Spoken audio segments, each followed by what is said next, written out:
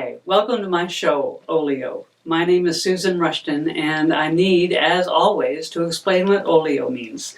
One definition is that it's short for olla podrida, which is Spanish for rotten bowl, which I always just get such a kick out of. It's essentially a Spanish-Portuguese dish with basically everything in the world in it. Pork in all its iterations, pig's feet, pig's ears, bacon, sausage, as well as chicken, chickpeas, what else? Cabbage, carrots, beans, onions, and garlic, of course. As I said, everything in the world in it except spearmint gum and Ritz crackers. That's one definition of olio. Another definition is that olio is what comes in between acts of a melodrama. So you might have somebody juggling, you might have somebody singing, you might have somebody doing a skit, and none of it has anything to do with anything else, and certainly none of it has anything to do with the melodrama. So in other words, it's apples, oranges, and a monkey wrench. So welcome to my monkey wrench. Today, my guest is Karen Wilkes, who just happens to be the team leader for Rocklin Days for Girls. So welcome, Karen. Thank you. I'm thrilled to have you be my guest. I have heard you speak to a group that I belong to and about Days for Girls, and I'm impressed and honored to have you with me. Now I want to go off on a tangent and explain to everyone that the two of us menstruated for many years. I menstruated for 40 years, and I never missed a day of school because of my menstrual period. Plus, both of us always understood what was going on. It's true. We understood what it meant when we were ovulating, what it meant when we were menstruating, what it meant if we didn't menstruate. Hooray, or uh-oh. But we understood our bodies, we understood our ovaries, our fallopian tubes, our uterus, our vagina. We understood it because society had told us about it. Our parents, my parents, I'm assuming your parents, Yes. And if it weren't not only our parents, school told us, and we understood. We had books. We understood our bodies. We didn't like them very much sometimes, but we understood them.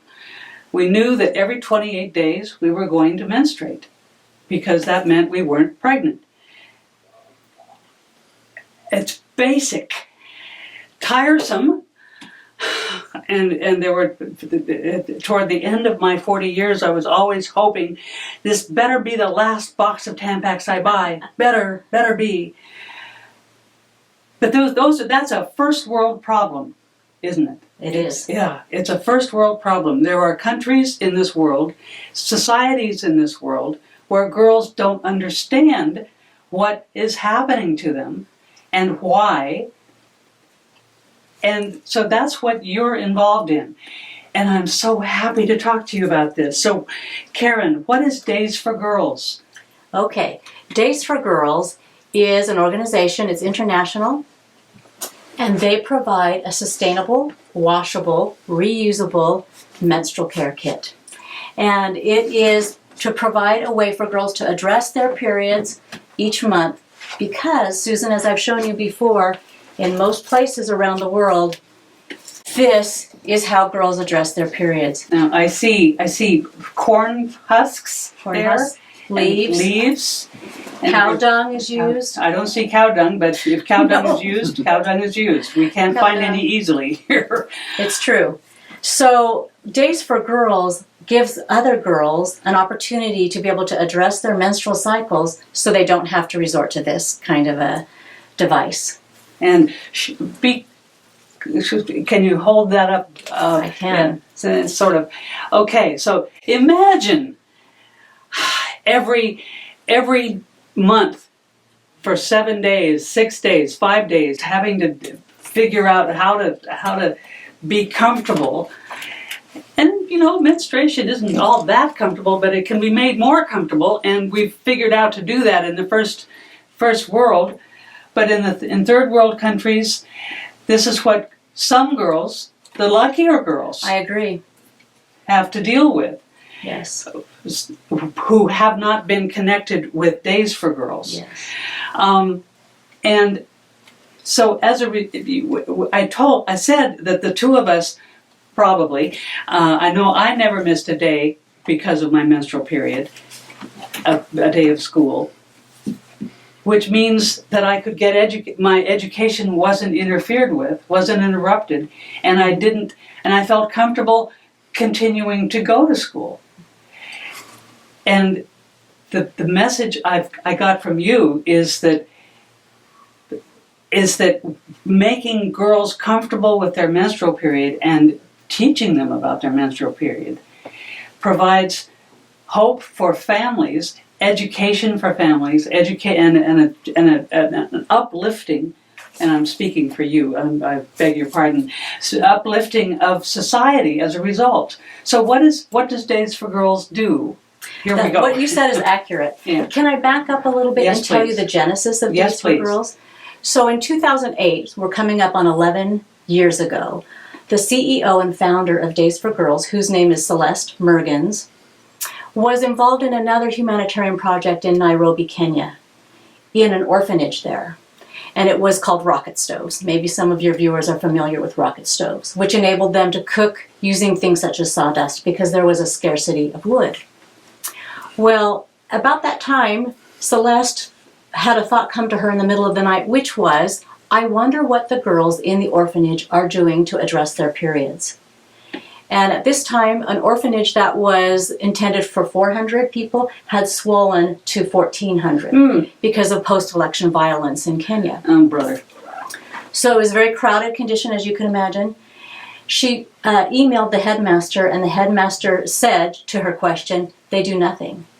They squat on a piece of cardboard, and they go without food unless another student will bring them some food. So she changed course quickly and left behind the rocket stoves and wondered how could she address this problem in the orphanage.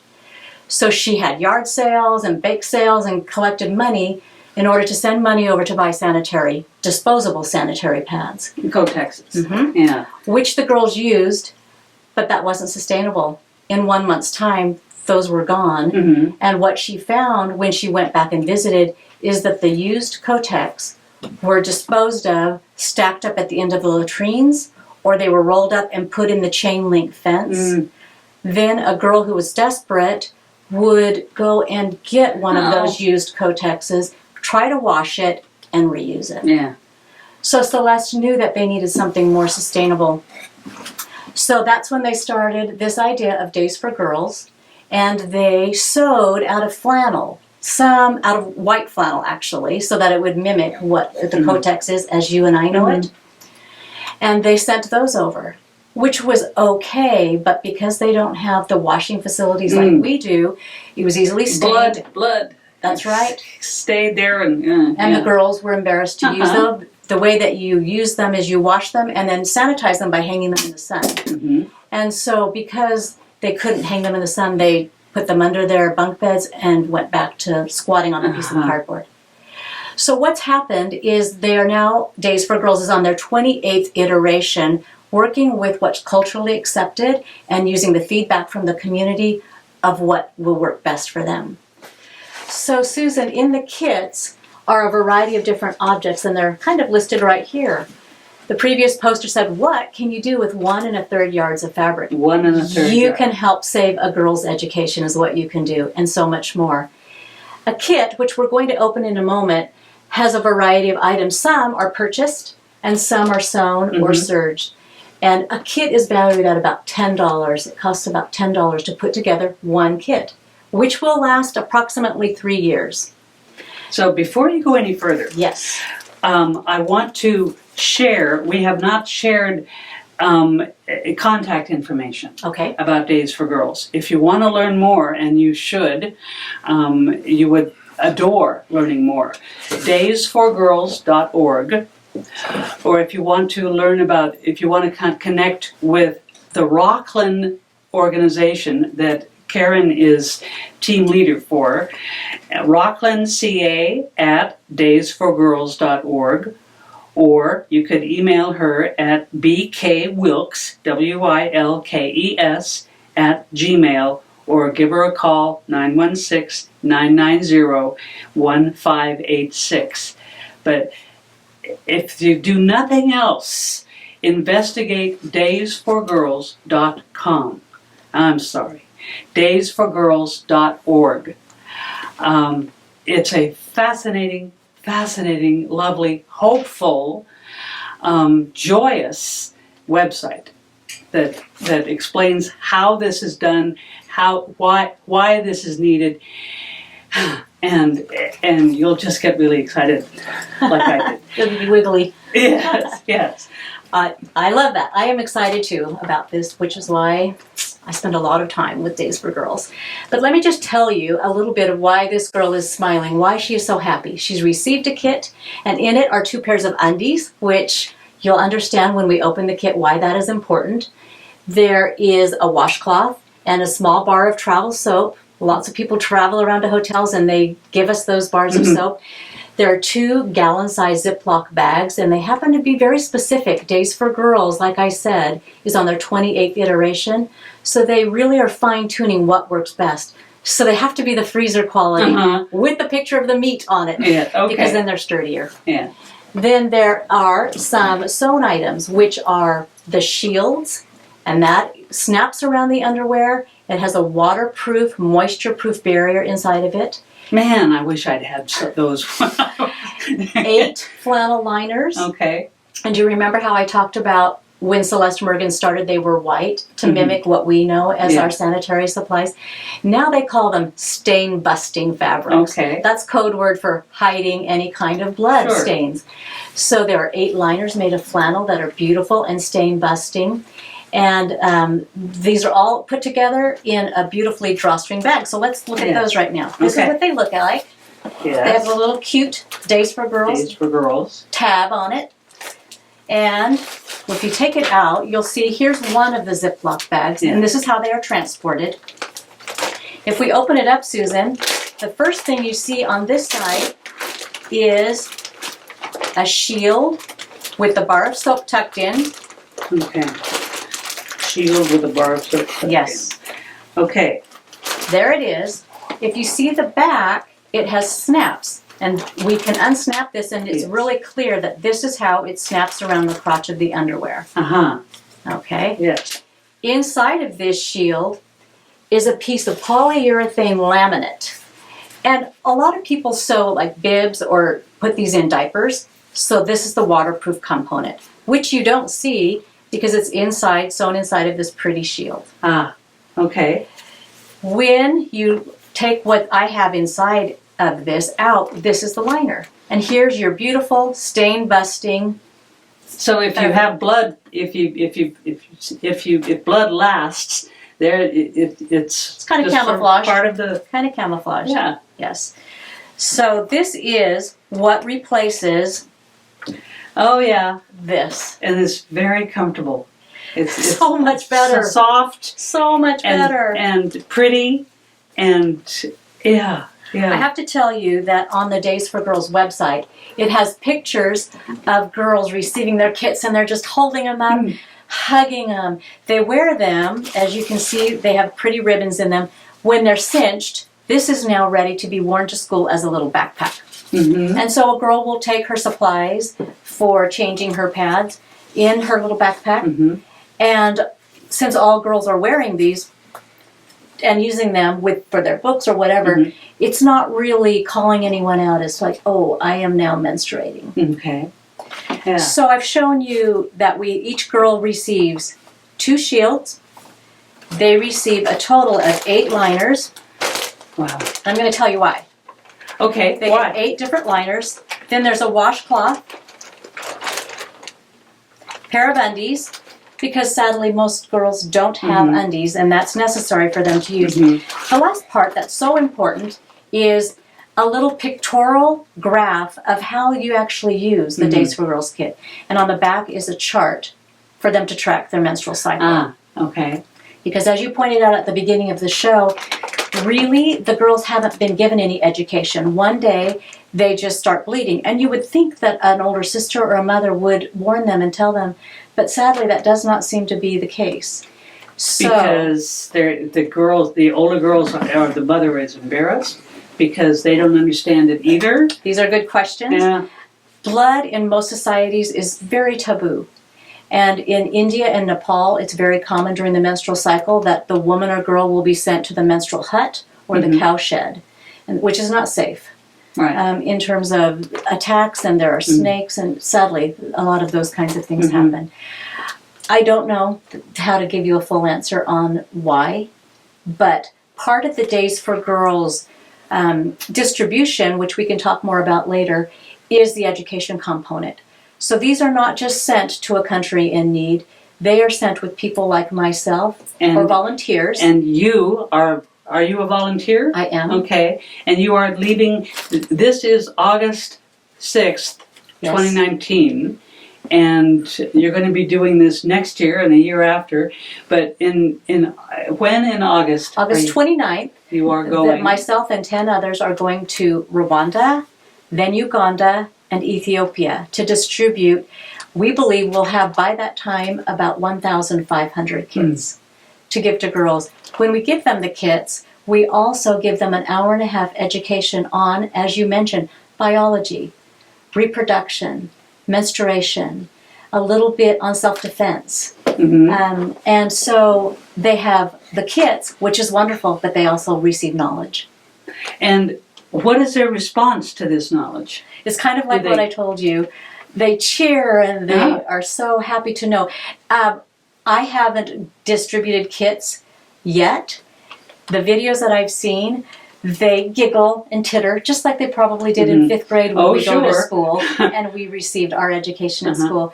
They giggle, and the demonstrations are usually the person who's teaching has on blue jeans, and they put those underwear on right over their jeans with this snapped around the crotch to demonstrate exactly how it's used. So there's a lot of giggling, but I want to mention that the education is not just for girls. Days for Girls also has a wonderful component where it includes men and boys, and they are starting to also receive this education. Wow. It's wonderful. Okay. So they understand how their sisters, their daughters, their wives' bodies work. That's right. Good. How their grandmothers' bodies worked. Yes. Yeah. Now, how long have you been a part of this? I have been involved with Days for Girls since 2011. My husband Brad and I were volunteer humanitarian missionaries in the country of Rwanda for 18 months.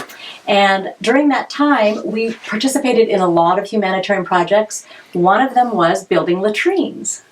And we talked a little bit about this, you and I, earlier.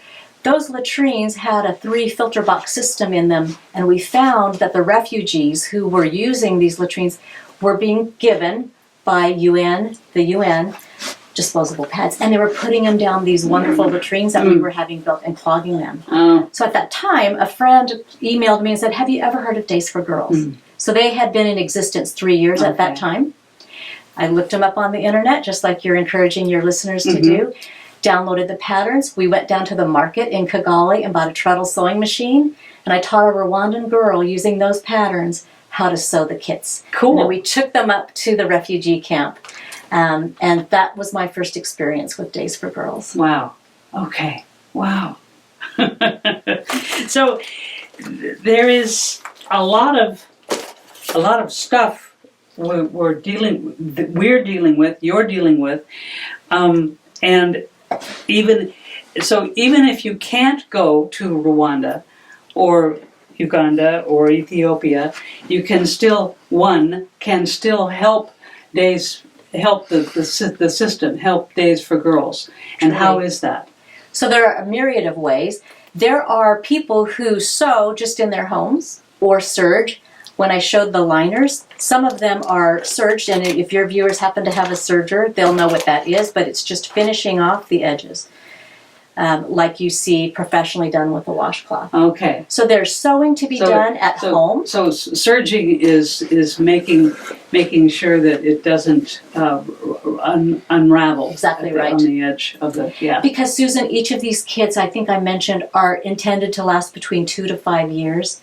And so the better we make them and the more precise we follow the gold standard patterns that Days for Girls gives us, the better chance a girl will have to have that for many years. Yes. Meaning, and I kind of might have skipped over this, but when a girl squats on a piece of cardboard in her bunk bed, she gets very far behind in school. Mm-hmm. Eventually, she's too far behind to catch up, so she drops out of school.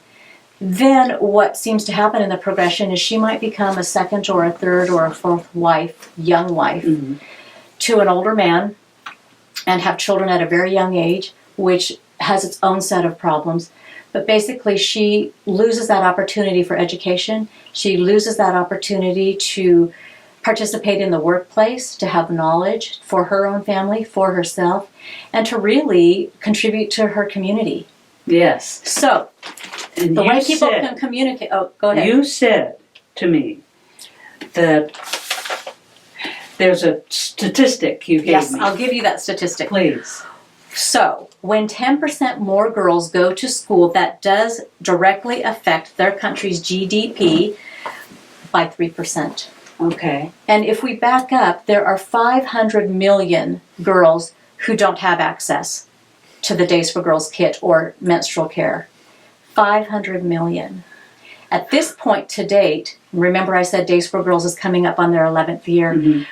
they've given out just over 1 million kids. So we've got a long ways to go. Yeah. And then you think about The a new kid one. getting worn out. The new girls. Right, a kid getting worn Yeah. out. So we have a long way to go. But if I can give you another statistic, and then I'll answer your question about how to become involved. There are 50,000 volunteers, like myself, around the world. Around the world. Okay. There are 1,000 chapters or teams, and I head up a team, so like mine, around the world. Then there's this other wonderful component called an enterprise. There are 70 of them located in countries outside of the United States, and an enterprise is like a small business for women. So they can then learn how to do what you could do, or I do, and now they have a way to make a small income. And they also have a way to distribute these kits instead of waiting for you and I to get on an airplane and go. They can be sold right there in the country. So it's a woman-owned business. Correct.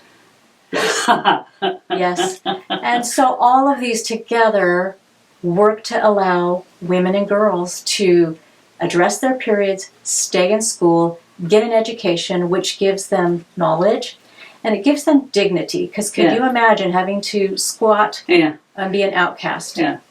But it also uplifts the society. It does. Like we mentioned, the men getting involved. Yes. And how do the men? Some societies treat women as fourth-class citizens, because partly because they don't understand them. Who is this? What is this? What's going on? I don't care if you have cramps. But the message I got from you when we first met, and the message I'm getting from you now, is that men think that it's a good thing to learn more about what's going on with their partners' bodies.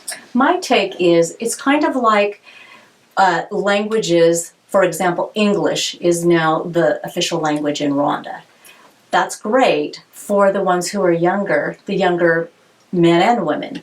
It's still a little bit tough for the older generations, and I think something new, like learning about this, would be similarly received. Mm-hmm. So the younger people are more receptive, more open, Mm-hmm. and it might be a little bit trickier for the older generations who have that culture that they're still connected to. Yes. Okay, so back to your question you asked me, how can one become involved? Yes. Okay. Yes, Karen. How can one become involved? We love for many ones to become involved. Like you mentioned, daysforgirls.org.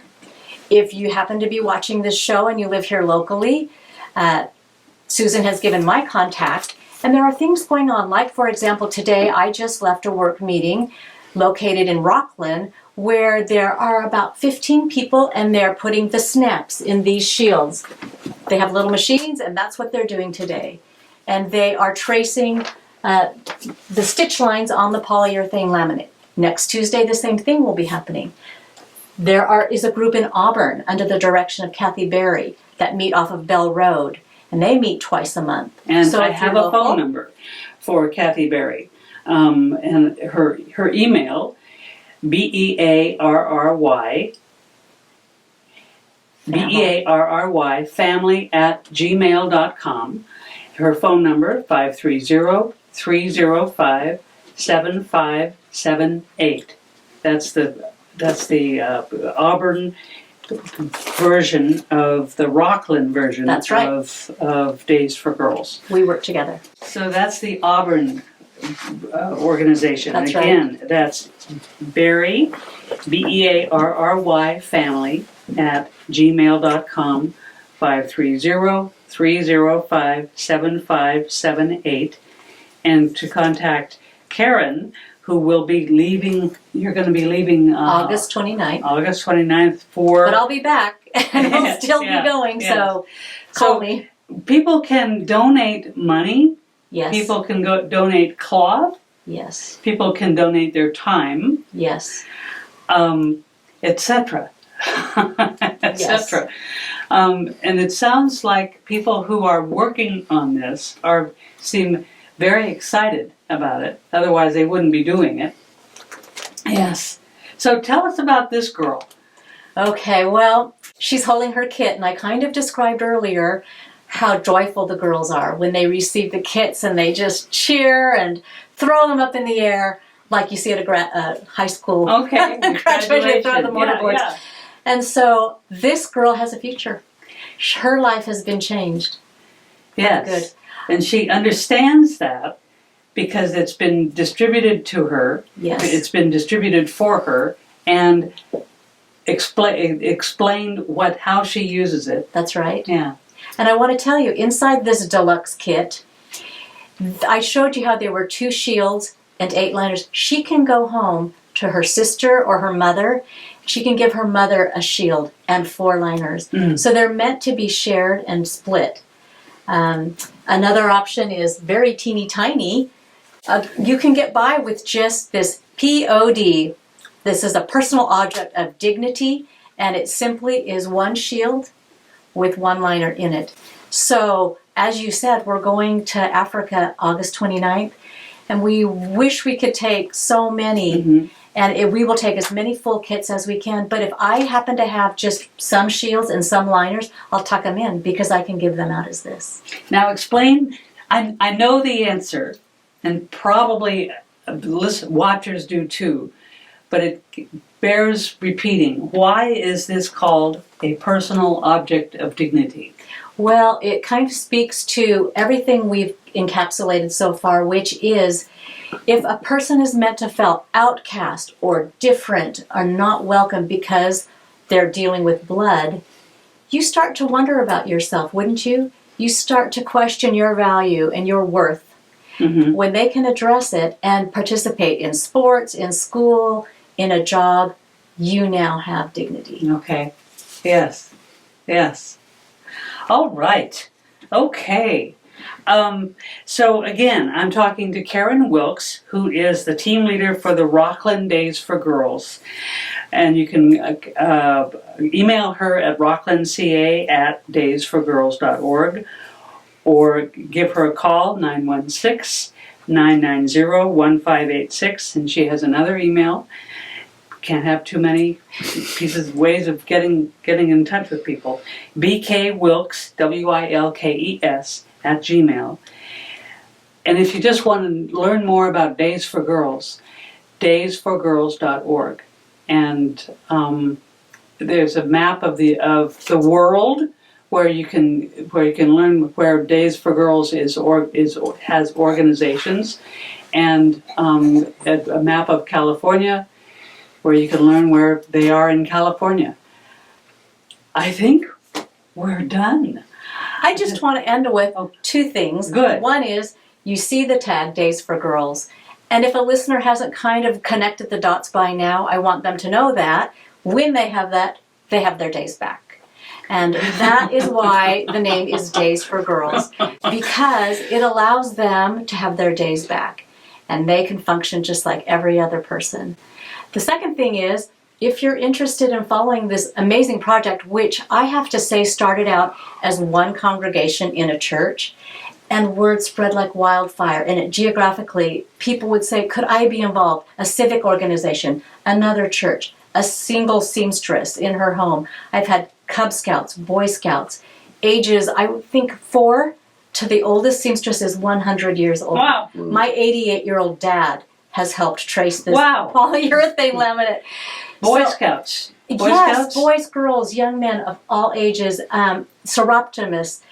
I cannot tell you how many people have been involved. It's well over 1,000 people. And I've documented it all on my Facebook page. So if you go to Days for Girls and then you look for the Rocklin team, you'll see pictures of things that have been happening since we kicked it off about May 2018. Okay. Okay. Wow.